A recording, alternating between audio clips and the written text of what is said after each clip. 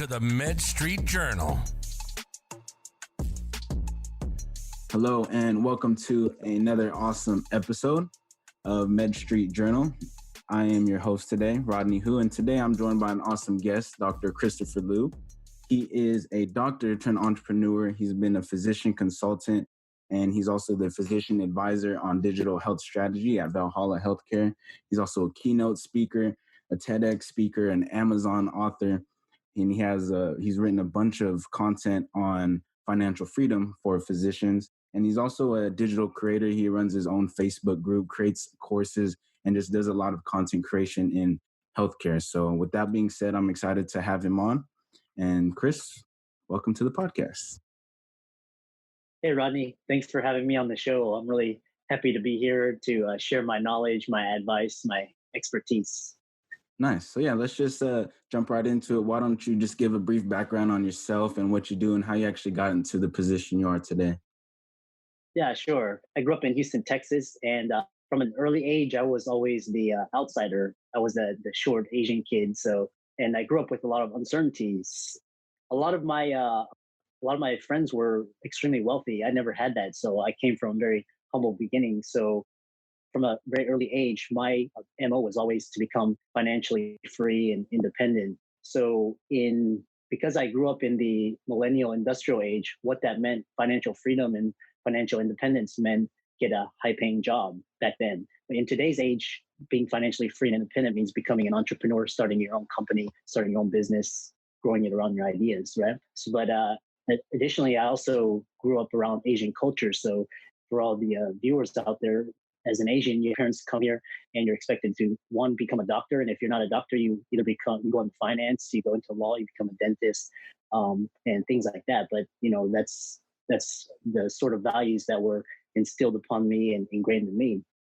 And I always grew up around the medical field. So medicine was a natural fit and a progression. Looking back, it always taught me the necessary skill sets, but it wasn't really my passion. Currently, I use the skills and knowledge and expertise that I developed to get into medical school, to get through medical school, and to get into residency, and in my current company and business. So that's really helped as well. During medical school, I started 2 companies investing in real estate and stocks. And by my final year of medical school, I was making enough income where I didn't really need to go out in the working world. I didn't need to depend upon a job, boss, corporation, and things like that. But nevertheless, all my deans, mentors, advisors told me to go to residency so that I could get the skill to become a practicing physician. So I did that for 2 years. I was extremely miserable. So this was at the height of the financial crisis where I was just very unhappy in my career. And my intuition told me to take a leap of faith and to go out as an entrepreneur. And so that's what I did. When Lehman Brothers filed for bankruptcy, I turned in my keys, badge, and pager to my chairman. And as they say, the rest is history. I never looked back. I spent 8 years investing in single family condominiums, and by my mid-30s had achieved enough financial freedom that I would never need to work for anybody. I wouldn't need a job. I wouldn't be dependent upon a corporation or the government, and I didn't have to rely on Social Security and pensions. After that, I took a year off and traveled the world, living abroad in Asia, and then came back and launched my consulting company. So now I'm a 4 times Amazon author. I've written books. I've written for Kevin MD. I'm giving a TEDx talk in October. I'm also a keynote speaker. And now my true passion is digital content creation, which is running my own private Facebook group, online courses, boot camps, and masterminds. So I'm happy to take it from there and answer any questions. Nice. Awesome. So one thing I want to address is that you said you started 2 companies while you're going through medical school as a doctor, which is crazy. How did you find the time to do that? Yeah. I went to Baylor for medical school, and I was part of the MD PhD program. So the way it's structured is that you do 2 years of medical school. And so during that time, I was busy in class and on rotations.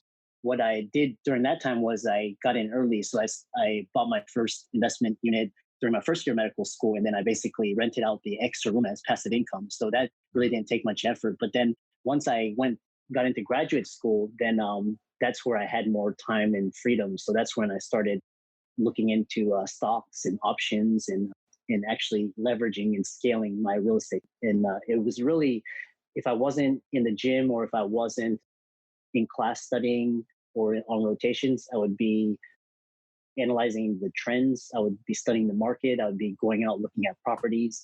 I'd be out making offers. I'd be working on my email content marketing and just learning about the business and growing it and scaling it. Nice. So you went to school for all these years to be a doctor, and then you've always wanted that financial freedom, that time freedom, just creating your own sort of wealth. So how was that transition for you, especially from just going to school, just educating yourself, and then just completely going to a completely different field?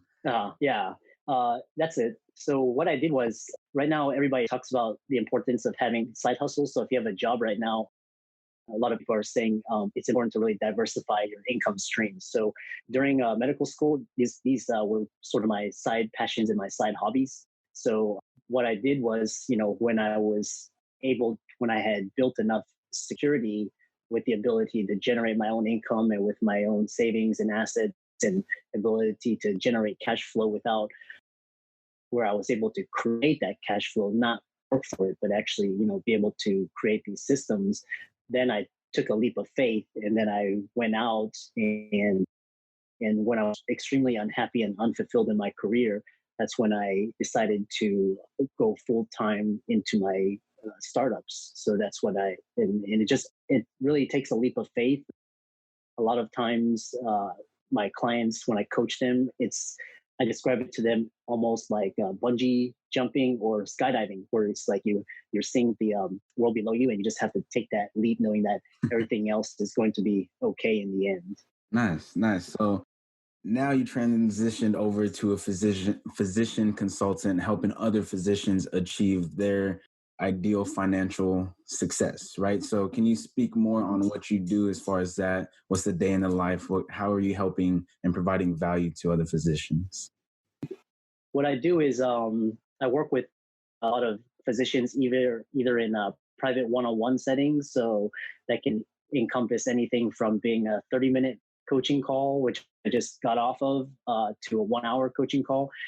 Usually, because physicians are at different stages, some of them are really early stage, and some of them are so you have to really gauge how much guidance and tools and strategies that they need. So a lot of physicians, when they start out, for a very extremely advanced physician, all he or she needs is 30 minutes to an hour, one-time private coaching session.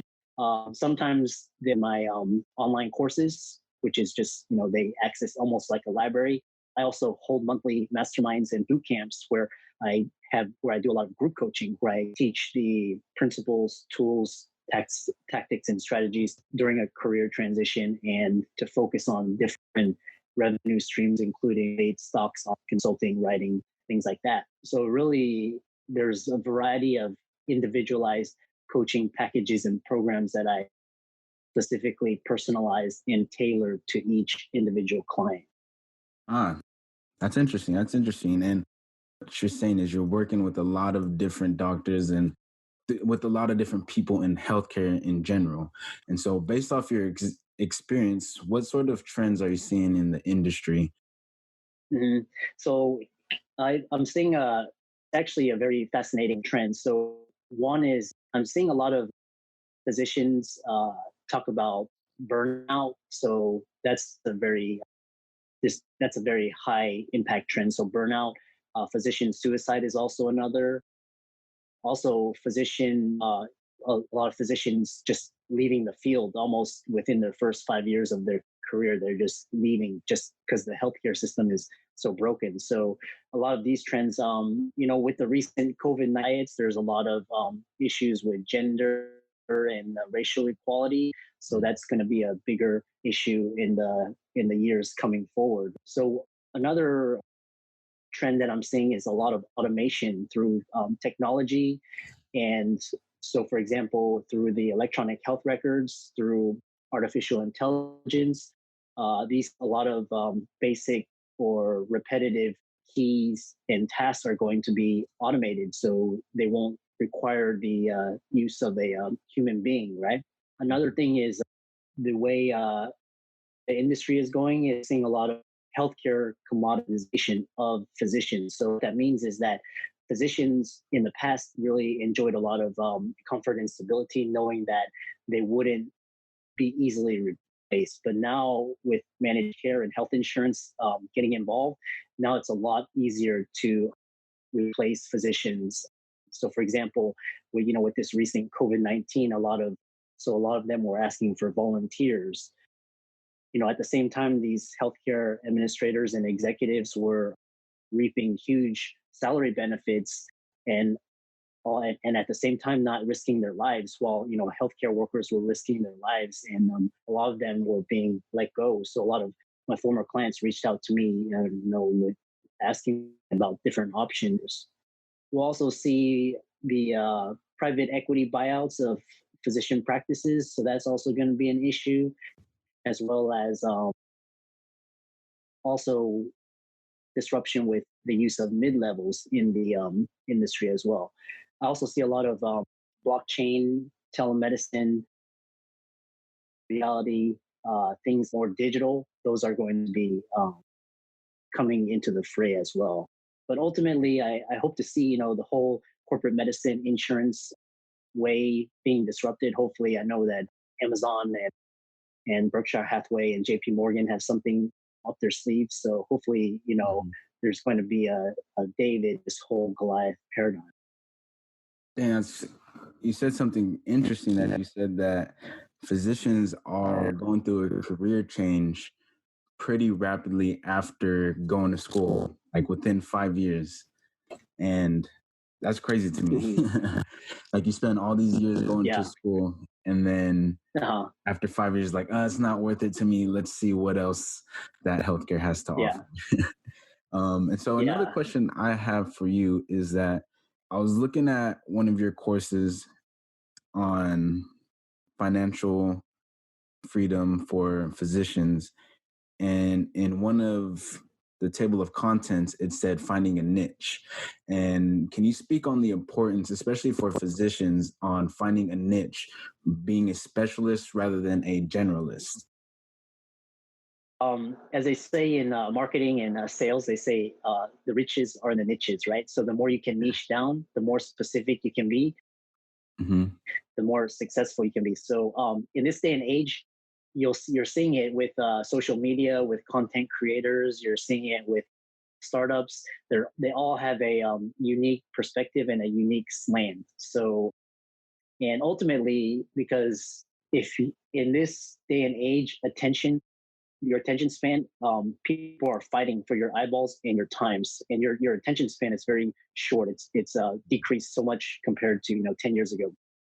So the more specific, unique, and the more individualized you can make it, the more you're going to stand out. And in this day and age, it's all about brand building, brand awareness, creating a following. So you're only going to be able to do that through niches. So I advocate, you need to really hone in what is a particular experience, what is a particular skill set, what is a particular challenge that you've overcome. And you have to be able to create ideas and content and instruction and education around that in order to make an impact in today's society. Nice. So really just understanding your ideal customer avatar, their pains, their desires, their wants and needs, and all of that, and just being able to accurately communicate that message to them. Exactly. Awesome. And another thing that I've seen in your course, which just by skimming over it looks very valuable to anybody in healthcare or any physician in healthcare. Another thing you talk about is building your brand. And so why is building a brand so important, and what are some of the best ways to actually go about doing that? Yeah. I think in these day and age, so in the past, a product could enjoy a 6-month life cycle, sometimes even 60 years. So if you look at like IBM, if you look at Walmart, some of the Coca-Cola, McDonald's, these corporations and companies enjoyed almost decades worth of just capitalization, monopolies, market capitalization and dominance, right? With internet and the globalization of all of information and with digitization, the lifespan of a product is now shaved from 6 years to 6 months. So you can, so ideas that were once relevant a month ago are no longer relevant 1 month, 2 months, even 6 months. So if you look at, for example, Snapchat, it used to be one of the dominant platforms for short video content. Now it's losing its market share to TikTok. So that's how fast things shift in today's marketplace. Things can be disrupted either through new platforms, technologies, through new regulations. So the government can shut down anything at any time. So look at COVID-19. So I've studied a lot of, because I'm always concerned about what are the existential threats, what are the things that are going to demolish us, and what are the things that are going to keep us around 10 to 20 years later. So do that is by building a strong brand. So, because a brand is your unique differentiator. So I'll give you, for example, if you go to Starbucks, right, you're willing to wait 10 to 15 minutes in line every morning, 6 a.m., 7 a.m., the lines are packed and people are standing there 20 minutes sometimes to pay $5 for a coffee, right? And if you look at it, the cost of that per gallon, for example, gas now is $1.80 per gallon, right? Playing that when gas prices go up by 10 cents or 20 cents. But if you look at the price per gallon of Starbucks, it's almost, it's sometimes $30 to $40 per gallon that we're paying for Starbucks. But we don't complain about that, right? Because Starbucks has such a strong brand. Another example, Apple. People are willing to camp out on Black Friday or, the day after, willing to camp out for 24 hours in the freezing cold, lose sleep and pay $1,000 for an iPhone. But they won't do that, for example, like a Samsung or Nokia or things like that. So in today's age, it's so important to have a strong brand, because what Warren Buffett says is that a brand is your moat. It's going to be what's going to protect you against disruption, because no longer is having a monopoly or things like that the way to market dominance. It's going to be having a strong brand. So that's through customer experience. That's through actual providing experience and value in addition to the product and service. So you asked, how do you create a brand? And I coach this to clients. It's what you stand for, it's your mission. So it's just your service or product. So how do you go about building it? So it's over time. It has to be in the daily action steps that you take. You have to be experienced in providing value, your customer experience. It's also going to be in how you promote. So all the different platforms, for example, social media, it's going to be through customer reviews, testimonials, and things like that. So in a long answer to a short question.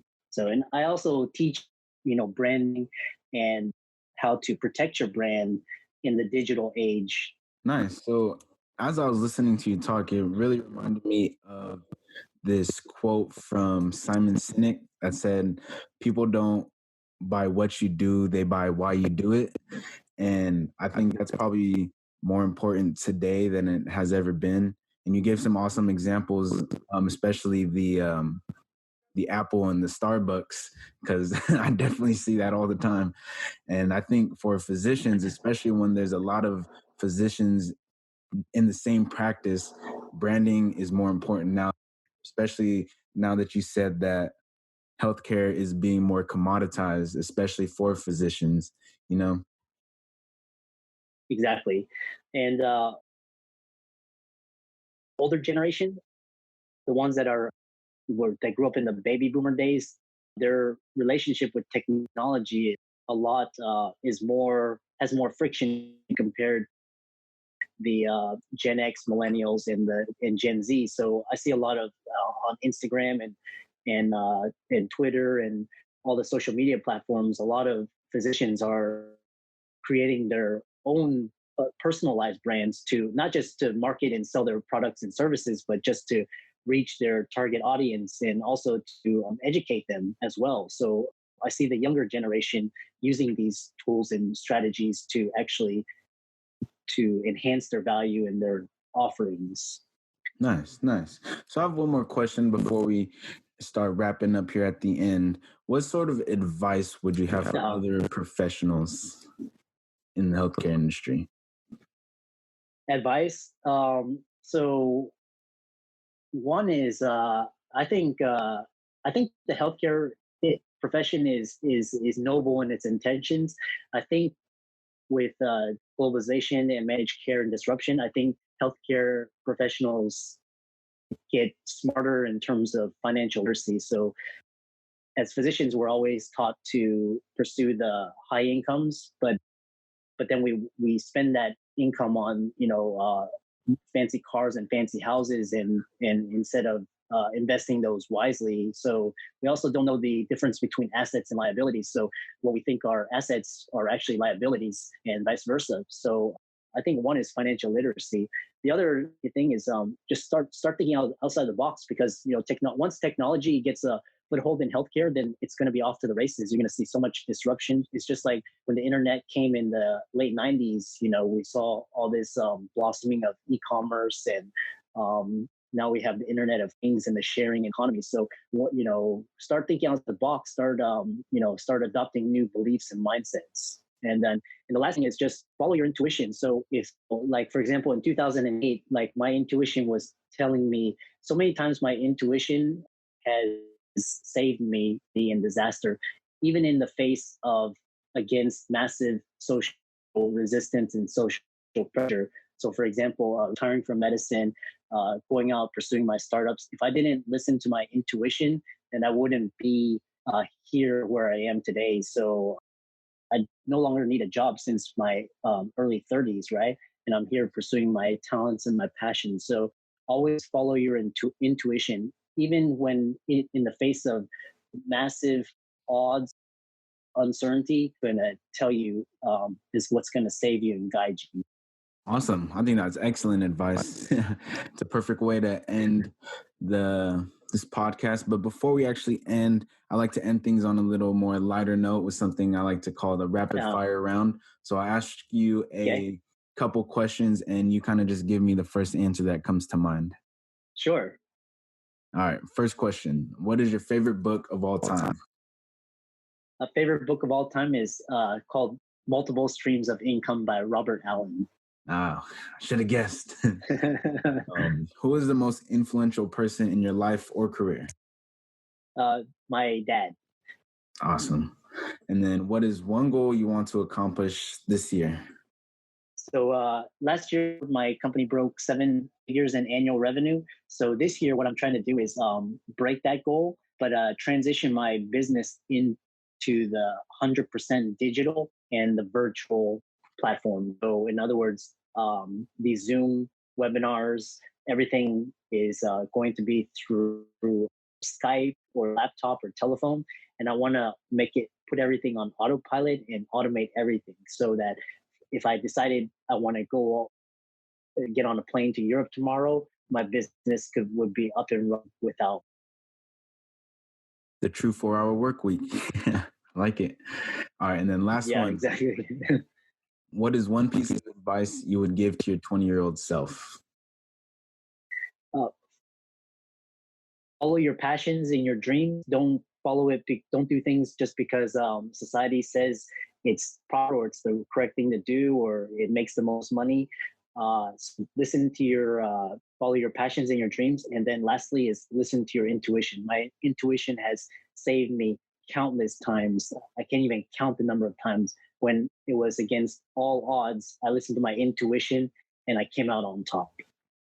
Awesome. Well, I think that would be a perfect spot to end today's podcast. Dr. Liu, I just want to thank you again for just jumping on and sharing your experience from not only healthcare, but transitioning into an entrepreneur and helping other physicians achieve financial success, and the importance of having a niche and branding, and just like you said right now, following your intuition. So this is a lot of valuable advice that anybody listening would definitely take value from that. So I just want to say thank you for jumping on. Yeah, I appreciate being on the show in the cast. No problem. And then last thing before we go, where can people learn more about you? Where can they follow you? Follow me on Twitter and Instagram. So my handles are at Dr. Chris Liu, MD, PhD. You can find me on LinkedIn. Type in my name, Christopher H. Liu, MD, PhD. You can also find my 4 books on Amazon. Just type in my name and my 4 books will appear there. Other than that, email me at Christopher Liu, MD, PhD at gmail.com. Awesome. Well, I'll definitely be sure to include all those links in the description and show notes below, wherever this will be. But other than that, that ends today's podcast. I'll catch you guys on the next one.